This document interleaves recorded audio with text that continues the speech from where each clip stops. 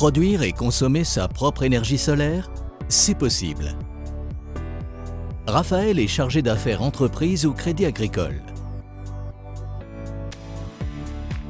Héloïse est dirigeante d'une entreprise de recyclage de déchets. Elle a déjà réalisé un audit de ses installations de son entreprise et mené avec succès des actions d'efficacité énergétique. Aujourd'hui, elle a reçu un email de Raphaël lui permettant d'accéder à un simulateur pour évaluer le potentiel d'autoconsommation solaire de son entreprise. Le résultat lui paraît intéressant. Vous avez dit autoconsommation solaire ? L'autoconsommation, c'est consommer sur place sa propre production d'électricité. L'installation est raccordée au réseau électrique. L'électricité produite est soit consommée en totalité, soit partiellement. Dans ce cas, le surplus est réinjecté sur le réseau. L'énergie est produite à partir de sources d'énergie renouvelable, essentiellement d'origine solaire. L'énergie solaire est inépuisable et ne pollue pas.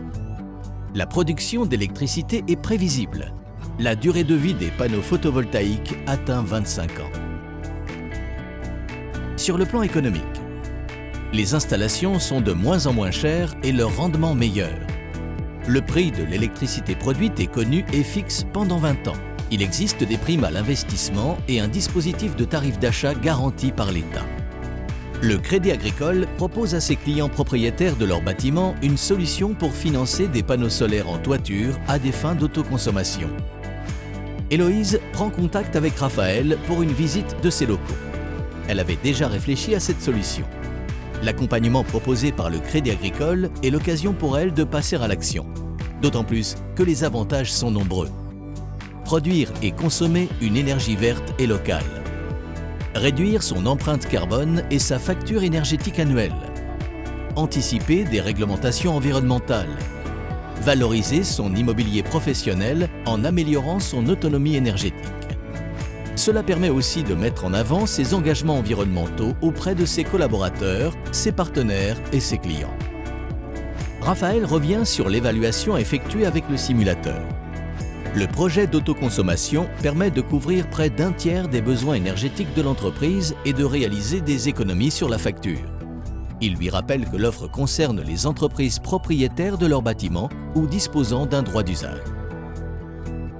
Raphaël lui explique les conditions pour s'assurer de la réussite d'un tel projet. Choisir le bon installateur, respecter les règles d'urbanisme, connaître les démarches administratives, disposer d'un contrat d'assurance adapté. Il lui remet le guide précisant l'ensemble des étapes à réaliser. Héloïse fait appel à un installateur.